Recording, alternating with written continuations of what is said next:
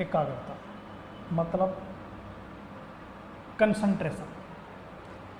अब एकाग्रता क्या है, सीधी बात देखी जाए, हमने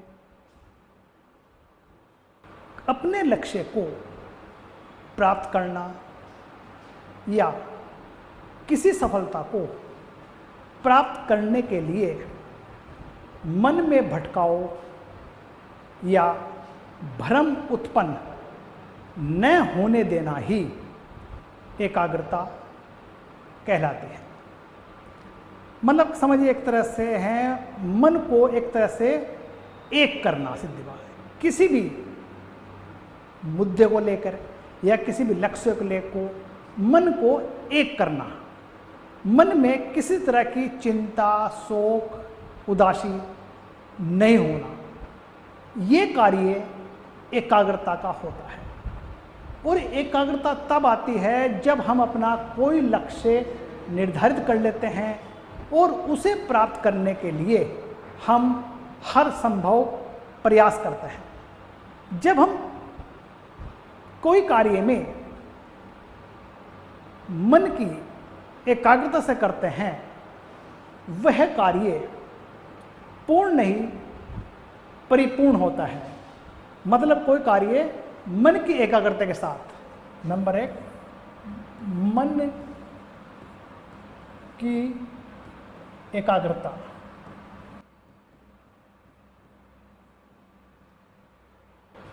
अगर इसके साथ हम कोई कार्य करते हैं तो वो कार्य पूर्ण नहीं बल्कि परिपूर्ण होता है। अब इसमें क्या है, मतलब जो है एकाग्रता का संबंध रुचि के विषय से होता है। अर्थात जब कोई कार्य पूर्ण रुचि एकाग्रता के साथ करते हैं तो उसमें सफलता पूर्णतः निश्चित है। अब मन लगता है तो उस कार्य को हम 100% आत्मविश्वास, लगन, जुनून के साथ करते हैं तो परिणाम परिपूर्ण होता है। अब एकाग्रता के लिए हमें क्या करना पड़ेगा? देख, सबसे पहले तो हमें अपने इसका यह है जरूरत कहाँ पड़ती है हमारी, जो है सबसे पहले तो हमें अपना लक्ष्य प्राप्त करने में, लक्ष्य प्राप्त करने, कोई भी लक्ष्य हो या सफलता हो, हम बिना एकाग्रता के प्राप्त नहीं कर सकते हैं। एकाग्रता का मतलब समझिए है पूरे मन कंसंट्रेशन के साथ उस कार्य को हम पूरे जुनून के साथ करते हैं। देखो, मन एक होगा तो जाहिर सी बात है कोई भी कार्य में मन तो लगेगा। मैंने पहले कहा एकाग्रता का मतलब है रुचि का विषय, और रुचि तभी बनती है, जिसमें रुचि होती है उसमें हम पूर्णतः 100% के साथ उस कार्य करते हैं। और जब उसे कार्य करते हैं, लक्ष्य क्या, उसके तहत हम हर चीज प्राप्त कर सकते हैं। अब जैसे मान लीजिए है, दूसरा क्या है,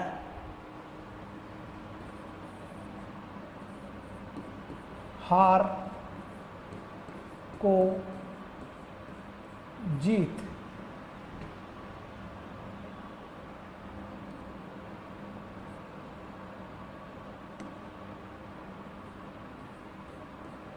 जीत में बदलने।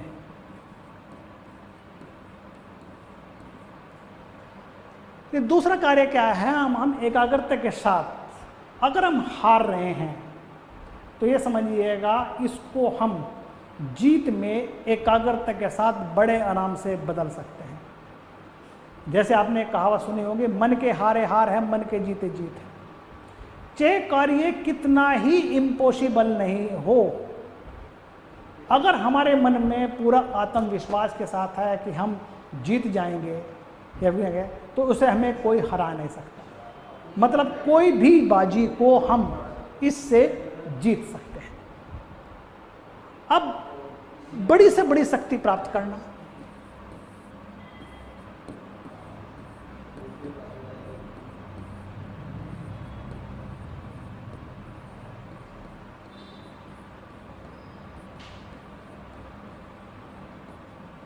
अब एकाग्रता के साथ हम बड़ी से बड़ी शक्ति को भी प्राप्त कर सकते हैं।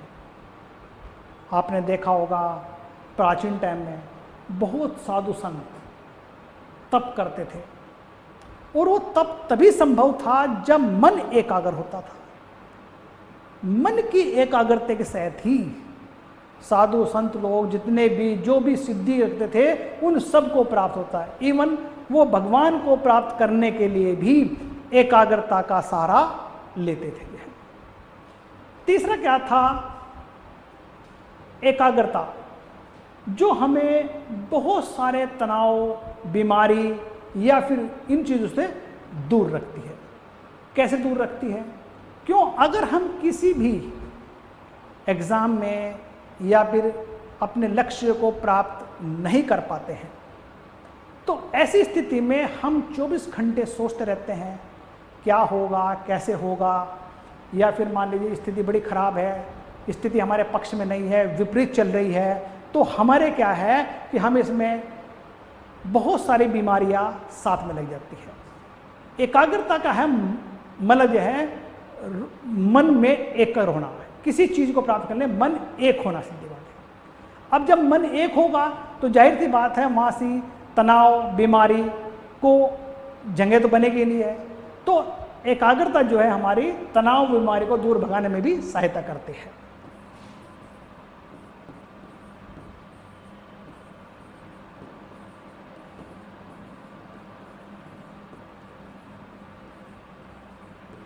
दूर भगाने में सहायता करती है।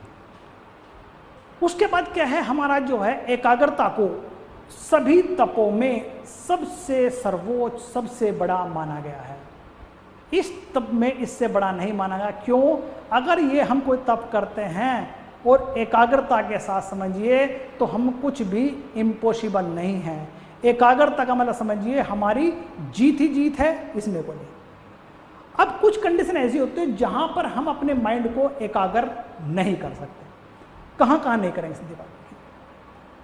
अगर हमारा जो है अशांत वातावरण है, अशांत वातावरण में तनावग्रस्त है। अब अशांत वातावरण में क्या है हमारे पास, तो देखिए आप जो है